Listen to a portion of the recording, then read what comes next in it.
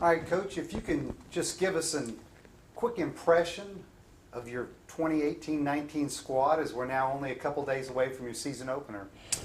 I tell you what, this is a senior-led team. I think we've got really good leadership this season that I'm definitely excited about. A lot of new faces that I think will be impact for us right away, which is a little bit different than some of the other teams that we've put on the floor in the last few years. Hard-working, extremely aggressive. This is a group that's very coachable, that wants to be good, and I think that we're all, particularly those of us that those kids that are back from last year, feel like we underachieved a bit last season. And I think there's an element of that kind of shows up in the way that they're working right now, really working with a purpose, and really have set some reachable goals that we just aspire to every time we step on the court. I'm really excited about this group just in terms of their work ethic and what they bring to the floor every day in terms of their focus and just wanting to get better. Obviously, you've got some key returnees coming back. Basically 3 starters, 3.5 starters coming back. Shanice Fulmore, All-American last year. Abigail Bullock, who played basically the point for us the second half of the year last year, averaged in double figures. And, of course, Brianna Bergens was granted a 5th year of eligibility, right. And we're all happy about Absolutely. that. You know, to come back and play at one of the forward spots. Talk a little bit about those returnees and what you're looking from them this year. Well, we've talked to all 3 of them. Shanice and Bree in particular, just from a leadership standpoint, we think that the goal for both of them is obviously to be as good as they've been. You know, I don't feel like either one of them need to ramp anything up or, you know, really even put any pressure on themselves with regard to expectations. The expectations for both of them are extremely high, and they know that. But these are kids that have gone into, I think, each of the last 3 seasons with pretty high expectations individually as well as for their team. Shanice looks great right now. You know, I don't want to jinx myself or her, but she's shooting the 3 really, really well right now. You know, in both of our scrimmages, she did a particularly good job in shooting the transition 3, something that we're doing a lot better this season than we have in any of our seasons past. So just kind of adding that to her game, even though that's been an element of her game that's kind of come along each year. Something that we're seeing right now that looks as good, I think, as it ever has.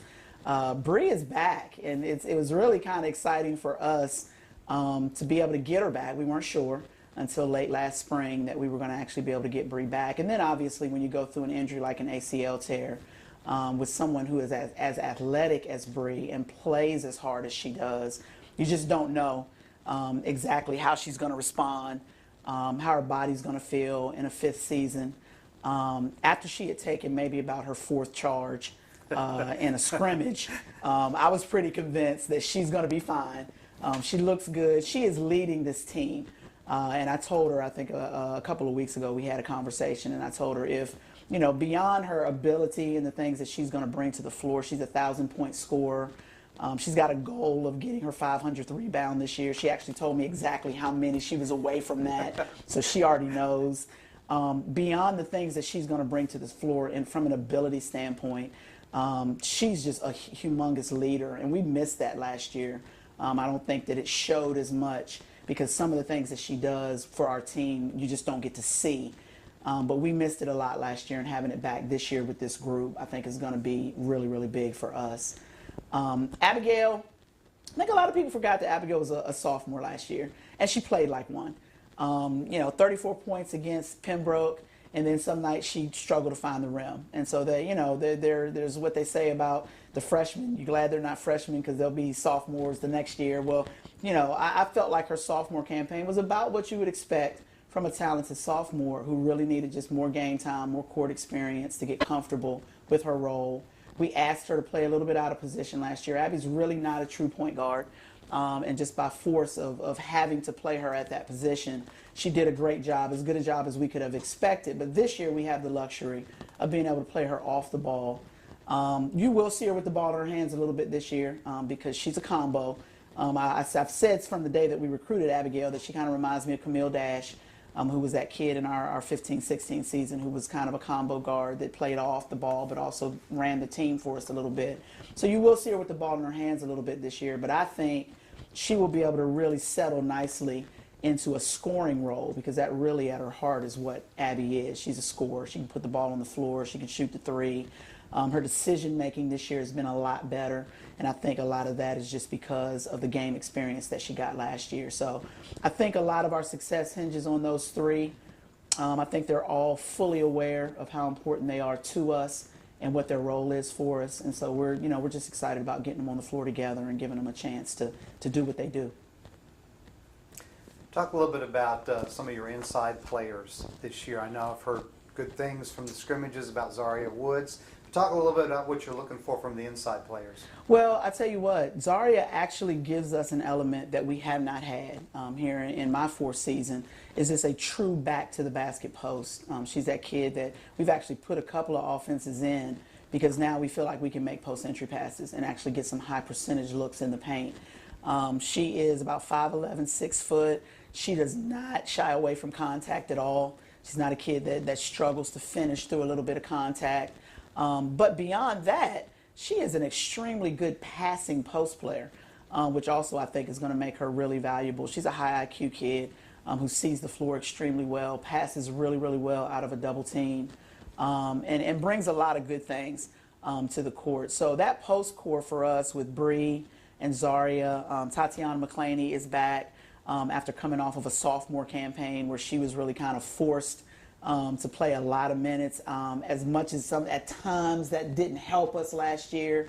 I think that comes up big for us this year as a junior, that she's somebody who actually does have really, really valuable game minutes and will step on the floor for us this year as a junior who's got some valuable experience on the floor.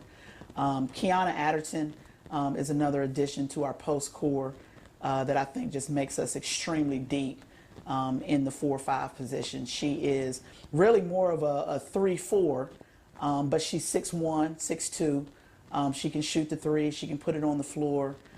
She does have the ability to play with her back to the basket, so we utilize her in that way a little bit. She's just a pure scorer, somebody who can really fill it up, 1,000-point scorer in high school at Myrtle Beach. So this core, I think right now, is as good a group as we've ever had here, and I think they will present some real matchup issues for several of the teams that we play. We've got size and length, but we've also got athleticism. We've got a kid in Zaria who can finish around the rim. I think we've kind of checked all the boxes with the group of 4 or 5 post players that we've got this year. So I'm excited about them and giving them a chance to get on the floor and get to work. We talked a little bit about Abigail. If she's not running the point, who are you looking at to be the quarterback this year? Aaliyah Gillespie kind of made a push late last season. She got to the point last year where we got more and more comfortable. She got more comfortable in our system and started to do a better job, knowing when to do what. We talk about playing 2 speeds a lot. We're a team that likes to play fast. We want to get up the floor, and we feel like we're really good in transition. And it took Leah a little while to, really get to the point where her decision making about when to run, when to slow down, when to back up and run offense. But as the season went on last year, she got more and more comfortable with making those decisions. She stepped on the floor this year. She came back, looked really good. Her conditioning was better at the beginning of this year than we thought it had been at all last year. And so that's made a huge difference for her as well. So we're excited about her as a senior. She's got the ability to shoot the three, although she's not scoring is probably not the best part of her game. She's a point guard that you're not going to be able to walk away from. She can hit the three if she's left open. She can put it on the floor and get to the rim. Probably as good as any guard we've got at finishing through contact at the rim. Really tough New York kid. And so we're excited about putting the ball in her hands. Cameron Johnson is a transfer from Louisiana Monroe who stepped into our program this year, who's done a great job so far in our 2 early games coming off the bench and really kind of giving us some energy, does a really good job on the ball defensively, makes good decisions. Another kid who probably scoring isn't the best part of her game or the biggest part of her game, but she does have the ability to score, put the ball in the basket. And so both of those young ladies, I think, will be good for us in the sense that with everything that's around them, they look to facilitate first. They understand that to be their role. But they're not kids you're going to be able to walk away from. They definitely have the ability to score in different ways. And so we're excited about that combination of both Lee and Cam being able to step on the floor and run the team for us. You've also got a transfer coming from Spartanburg Methodist, and I'm in Deja Marshall. Yep. Talk a little bit about what she's going to bring this year. Wow. Deja may have been still the group. I tell you what, she, junior college All-American, coming out of Spartanburg Methodist, long athletic guard. Everybody on our team likes to compare her to Shanice. That's probably who she will most remind everybody of. Very quiet in her temperament, very high IQ kid. Great defender. Her length at 5'9", 5'10", makes her somebody that you really have to work when she decides she wants to get up and pressure the ball. And we found her to be that kid in our first 2 scrimmages that we can kind of use a little bit full court. Her conditioning is excellent. She doesn't seem to get tired ever. And so we use her a lot to just do a really good job on both sides of the ball. Defending the ball, long arms, does a really good job rebounding and pushing the ball up the floor. Deja shoots the mid-range jumper as well as anybody in our program right now. And so she's a scorer. I think averaged 18, 19 points a year last year at Methodist. And we would anticipate that she's going to be able to do all those same things for us. But just a great addition. Game ready. You know, when you lose a second-team all-conference guard like Kai Chandler, then you've got to have that person that's ready to step in and kind of fill that role. And pick up a little bit of the scoring slack that Kai left when she walked off the floor. So we're really excited about Deja. I think she's going to be as good a two-way ball player in terms of both sides of the basketball as anybody in the league this year. As we've talked, we're going to be kind of a seasoned team. Mm-hmm. You've only got 2 freshmen coming in, but we do have 6 newcomers altogether. So it's kind of a seasoned team. What are going to be the keys to success for us this year? I think we've got to establish an identity for ourselves early. You know, I felt like we were a team last year that kind of bounced around who we wanted to be. Did we want to play fast? Did we want to slow down? Did we want to pressure the ball? Did we want to back up and take away the paint? This year we've really settled into being that team that wants to pressure you, to really force you to really have to work offensively to get the looks that you want, to utilize our length and our athleticism to create opportunities to get out and run offensively because we do a good job on defense. And then to be that team that plays team basketball on both sides of the ball, sharing the basketball offensively, making sure we know who and where the hot hand is, nobody being overly concerned about individual numbers, but just making sure that we're getting things done together as a group. I think the key for us, as I always feel like, is just going to be solid on the defensive side of the ball. I think we've got enough scoring and enough people who have a feel for offense that I think we're going to be okay offensively. I think that if we can be solid and we can establish that our identity is to pressure the ball and to play aggressive man-to-man defense so that we can use that to make our offense better by just being able to get out and run. So I think that's a key for us. As always, we talk about rebounding a lot. We're a team that we kind of go in waves, and so I'd like to see us be a little bit more consistent in our rebounding effort and make sure that every night rebounding the basketball on both sides of the glass is something that we're committed to doing. But I think if we can defend and rebound, I think we'll be a pretty good basketball team this year. And of course, good scheduling by the head coach. We opened the season at nationally ranked Wingate. Absolutely. So we get a good test to start with Sure. to see where we stand. Last year we played them down to the wire here. Came up just short, but it was a good competitive game. And again, so it'll give you a good measuring stick right off the bat. Absolutely. Two of our first 4 games, including the North Georgia game. That's not one that we scheduled, but 2 of our first 4 games are against top 25 teams. And so we're gonna get an opportunity to see immediately where we are.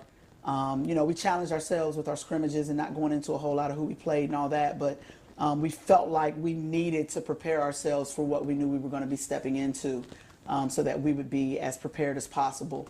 And I feel like we came out of those 2 contests with a really good idea of where we were at, what we needed to work on. So we've been given an opportunity in the in between those 2 games to get back on the floor, work on some things that we know we needed to work on that those 2 teams exposed.